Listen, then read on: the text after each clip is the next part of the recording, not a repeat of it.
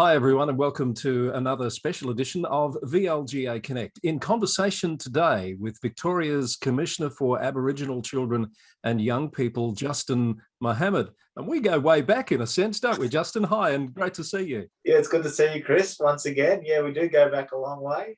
Days of being in Shepparton, which is under a bit of a spotlight at the moment, but yeah, very fond memories of living there.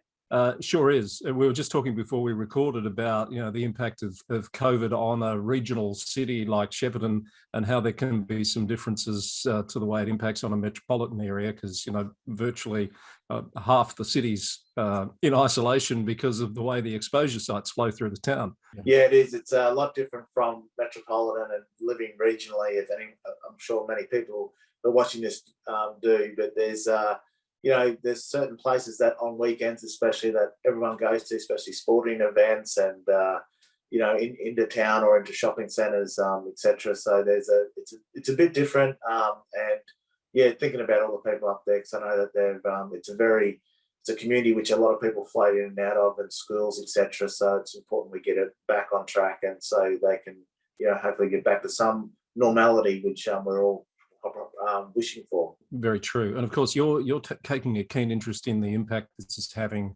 on young people, Aboriginal young people in particular. I want to come back to that in a moment. But firstly, for some context, Justin, can you explain how your role sits with the broader role of the Commissioner for Children and Young People and what it entails? Yeah, so this role, the Commissioner for Aboriginal Children and Young People, which I'm honoured to be in, the second person who's had this role. This sits with the Commission for Children and Young People. The Principal Commissioner is Leanna Buchanan. And the state of Victoria was the first state to have a commissioner dedicated for Aboriginal children and young people, first state in Australia. Since then, we've seen South Australia, New South Wales and Queensland also having similar sort of roles, named differently, like Deputy Commissioner, etc. And their framework, what they look after, is a little bit different, but very similar, and other states are following. So very proud that Victoria was a lead on this. So my role, I work in as a team with Leanna on many of the fronts for vulnerable children. Our biggest areas is child protection, the child protection area, youth justice, education, and then health and housing, etc. flows in around that. But really looking out for the most vulnerable young people. And with that, we've got a bit of a saying between the two of us. If something's going to affect Aboriginal children, that will also have an effect on the broader community. If it's a good effect, that will have that. There'll also be an impact for the broader community, as well as negative effects. So during COVID lockdown, we've been working very closely together, but it's really ensuring that the rights of young people, their rights and their voices are heard and upheld, and all the services and legislation and a range of programs that are there to support children are doing the right thing by them. Everything from school through to child protection, when they do come in contact with law, they have rights, and we need to, make sure that they are well looked after and supported during this time of their lives. Great to see Victoria leading the way again, and particularly in this field. So let's touch on that topic you just introduced, particularly around the youth justice system. You've released a report not too long ago now. I think you're still waiting to see what sort of response comes from the government to that. But can you just encapsulate what that's calling for? Yeah, so we call our own inquiry. So the Commission has powers, and when we call an inquiry, we get access to information that many other probably places and reports don't get access to. And this is, the inquiry was called to address the overrepresentation of Aboriginal children and young people in the youth justice system for Victoria. And this is not only a Victorian issue, but it's right across Australia. We saw the Dondell report on reports in the Royal Commission that went into there, the Deaths in Custody Royal Commission, which included young people. So this has been going on for many, many years. So the Commission, our Commission, the government said we need to look into this. We wanted to review it and do this inquiry. So we were looking at how do we address overrepresentation. And interesting, Chris, when you start looking at overrepresentation in any field, but in youth justice, it's broader than just police, justice, the court systems. It's everything that sits with the young person before they even come in contact, like their backgrounds with their families, what trauma they've been through, the experiences that they are going through, which may have caused them to be in contact with the law, which could be homelessness, a whole range of these things, which then come into this scope. And our report, 600 pages, is one of the biggest reports that we've had at the Commission, 75 recommendations, 41 findings, to look at how we can reimagine what youth justice looks like. And the report, what we clearly kind of say in a nutshell for timing, is that we can't treat young people like how we treat adults, because young people come with a whole lot of developmental issues. They haven't quite matured into the rational thinking that we all kind of, would think that people would act in the best interest.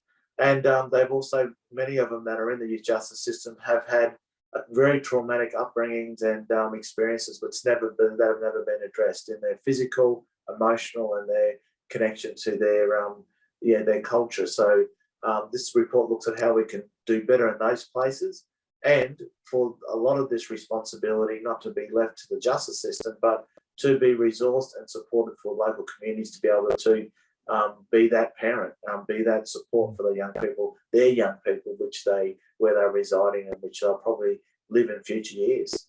Justin, how many of those recommendations specifically go to issues that are, I guess, more directly related to the way Aboriginal young people experience that system? Yeah, so we've had a strong focus around Aboriginal culture, strong focus around connection to family, to country, which is their community and land, ensuring that was a centrepiece of the young person, not an add-on later on after they've come in contact with the justice system, and ensuring that we can, that focus is probably the predominantly biggest focus that changes the way the justice system at the moment, in past years in particular, look at this, the issue that's at hand, like the offence or what the young person is doing, without connecting a whole lot of these other pieces. So it's very, very important that we have done that. We've done it with young people, where we spoke to many individual young people one-on-one and talked about their cultural links, how important that is. And it's amazing. The stronger their culture is, the stronger those links are, is really a pathway and really a platform for them to move on from this position that they're in. When that's missing, those things, their life can be quite difficult for them to break that cycle. And so we're wanting to, where it is vastly different to just a general population, is that the culture, connection, and them becoming stronger in themselves is something which this report focuses on. So it then links back very much to community, to family, which I think we all will agree with. The best upbringing, the best support for a young person when they're going through tough times is their community, is their family, not shipping them off or to moving them to some other foreign place where they don't have any connection with. So the report, I think, was tabled in June. You're expecting a response from government at some point, and I know they've got a lot else to worry about at the moment, but what's your expectation, or how do you anticipate this will be responded to? So the good thing for people who don't quite understand the process, which, I mean, that's not any sort of, the way commissions work, I didn't really fully understand how commissions worked until I have been in this role for a number of years. But, once we've done our own inquiry and it gets tabled in Parliament, and because it gets tabled in Parliament, it becomes this public document afterwards, and then the government then have to respond to it. Now so that they can't just leave it and not respond to it, so they have to respond to it in a formal sense, and they'll respond to where they think they can either endorse the recommendations in full, which that's what we're hoping for, or pending. It could be budget issues or constraints which may stop them endorsing it immediately. Or they don't accept the recommendation, which that's the part of their right as well. So we're waiting on that report to come back to us. We're hoping around early September that we should have that, and then we hopefully will be able to move forward with the actions which will, the recommendations that get supported. We can move forward on those and keep advocating for the ones which may not be able to be supported, or the government may not see fit. But we're looking positively at it at this stage. Good. We'll wait to see what comes of that, and we'll be very interested to see the outcomes. Justin, just quickly, you've also released some data through the Commission recently after surveying young people and how they've been impacted by the pandemic. And of course, now we're sort of in phase 2 of it all. What sort of findings or insights have you derived from that, particularly in relation to Aboriginal young people? Yeah, I think many of the young people, it's pretty similar, like in the sense similar in the place that things like mental health, their own well-being, being disconnected from their peer groups through school and sporting groups and other activities has a similar sort of effect. For Aboriginal young people, because of the number of young people which are in kinship care or that are in foster care, and if they're in kinship care, it's usually with family members, usually older family members like their grandparents or aunts and uncles. So it puts a bit of extra responsibility on them that they are doing the right thing, because they obviously don't want to lose sometimes the only person in their family. And if they lose them through this pandemic, then they could be placed with non-family members. So that puts another burden of expectations for young people. The other part which we find with community and Aboriginal young people is their connection to programs that they were finding very important to them around culture, around learning language, again, revitalisation of Aboriginal language, connection going to camps and things that are important to their family groups, attending funerals and gatherings. Obviously, those things have all been restricted now. So for young people that are very, in a sense, vulnerable for many reasons, then you take further things away from them. It builds, that heightens the things that they're already dealing with. And so that's some of the differences, but there is a lot of similarities around, being in unsafe places, making sure that we can, that the systems can address that and have reach to them, and basically disconnect. And that's, and mental health obviously is increasing right across the platform. And that report just shows that young people are doing it tough as well. They may not have businesses, they may not be losing their jobs, etc., but they have other other pressures on them, which is causing them, to deal with this in a very difficult time. Justin, I'm reminded that I've also read something recently around some requirements for cultural training to particularly take into account Aboriginal culture and connection to country, etc. Are you aware of the piece that I'm talking about, and are you able to shed any light on how that's going to be rolled out? Yeah, that's part of the new standards for child safe and for all organisations that have children, Aboriginal and non-Aboriginal children, including sporting groups, tutors, a whole range. Listed, I think there's tens of thousands. I think like 60,000 different organisations. This scope, and there was 10 principles, or standards, I should say. There was 10 standards which were accepted by the government, the federal government, which was to be right across Australia. Here in Victoria, we've created and developed, and the state government have approved the 11th standard, which is the first standard on the list, and that's around having your place, and what you do is culturally safe for children and their families. And there's a whole number of points underneath there, but things around racism, things around ensuring that the place is welcoming.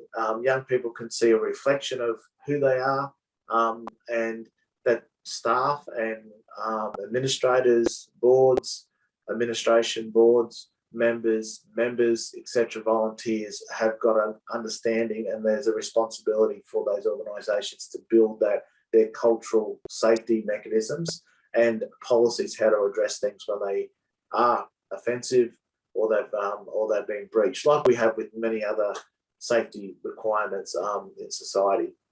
So that's something which I think is a big step forward for our state. And as we're moving into the path of treaty and the new commission for the Justice Commission that has been announced, self-determination, which many local governments are I know talking to and having Aboriginal flags and acknowledgements of country, this is another step into that. So Aboriginal young people and their families can feel safe, but not only if the other part to this is not only if you have Aboriginal participants or young people in your programs. This is like everything. It centres the place to understand that Aboriginal people were the first people, and there's an acknowledgement of that, and that's reflected through your operations, both physically and also in the policy side of things. So that's part of the new standards that are coming in next year. You've just mentioned local government there, and it would be remiss of us not to just talk about what sort of a role do you think councils can play in that? Because pretty much all community groups are going to have to be aware of this, and they'll probably be looking for assistance, won't they? Yeah, well, there is. I mean, the commission we've got, we're just actually working on right now a whole lot of publications, which we can, education materials, which we can send out so people can have a guide around this. Because not everyone's going to have access to an Aboriginal person or some advisory group. So we understand that it's a very big, broad spread, but that shouldn't stop the learning and for people to seek out information. Local governments have a very important role with this space. I know they've been in, many local governments have been working with Aboriginal advisory groups. You know, they may have reconciliation action plans. They're in this sort of, have been in this environment for a while. So, you know, the leadership from local government for communities, we know that it's very, you know, what comes from local government does have an impact, especially in regional Victoria, as we just mentioned. They play a very unique role, an important role.